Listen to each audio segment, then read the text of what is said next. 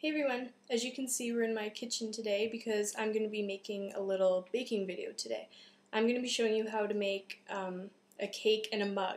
I know that sounds kind of weird, but it's really quick and really easy and really delicious. So I'm going to be making a yellow cake today. Normally I make chocolate, but I don't have any cocoa, so I'm going to try out the yellow cake. So all you need is a mug. I'm using this giant one just because I like the way the cake looks when it comes out. It's kind of like a dome shape. If you have just a regular coffee mug, that works too, but the cake may rise out the top, but don't worry, that's normal, it's just working. And I'll write out the recipe in the info bar for you to refer to later. And you'll also need a microwave, obviously, and just a few ingredients, so let's get started. Okay, so we're going to start off with the dry ingredients, so the whole thing gets mixed up in the mug. So I'm going to take 6 tablespoons of white flour, and if you were making the chocolate cake, you would use 4 tablespoons of flour and 2 tablespoons of cocoa, but since I'm making the yellow cake, I'm just going to use 6 tablespoons of flour. So that goes in. And 4 tablespoons of white sugar.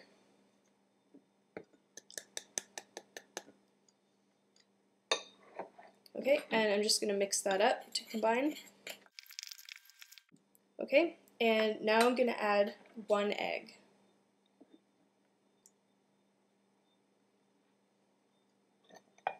And mix that to combine. And it looks like that. It's kind of thick and pasty, but that's okay because now we're going to add the wet ingredients. So I'm going to add 3 tablespoons of milk, 3 tablespoons of vegetable oil,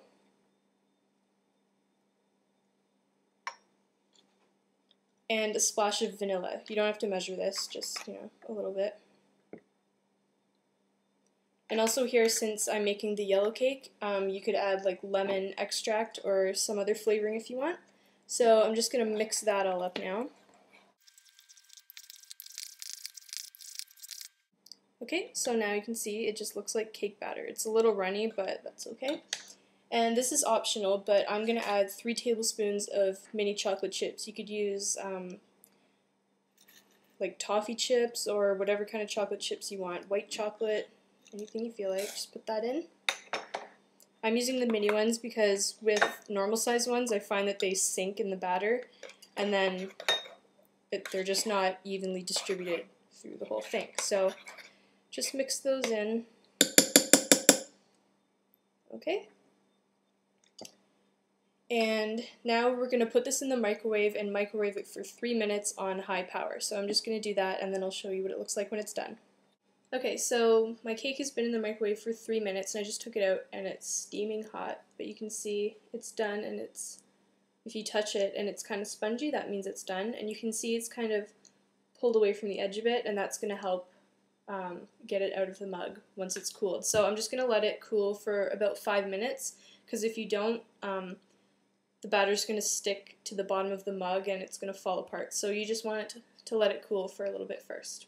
Okay, so my cake's been cooling for a couple of minutes and it's still hot, but it's just going to be easier to get out now. So I'm just going to take a knife and kind of run it around the edge. Even though the cake is pulled away from the sides, you still want to do this just to be sure. And if you can, try and get it down by the bottom. You can see mine's loose, so it should come out pretty good. So I'm just going to take a plate and,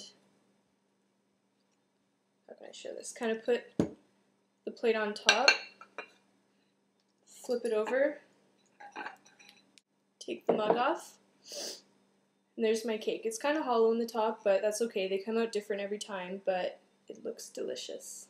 And you could serve this with fresh berries on the side. You could drizzle chocolate sauce or caramel sauce over the top, whatever you want.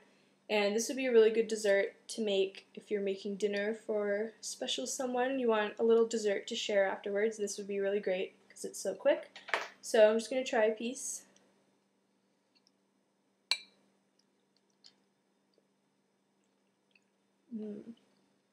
Alright, thanks for watching. Bye.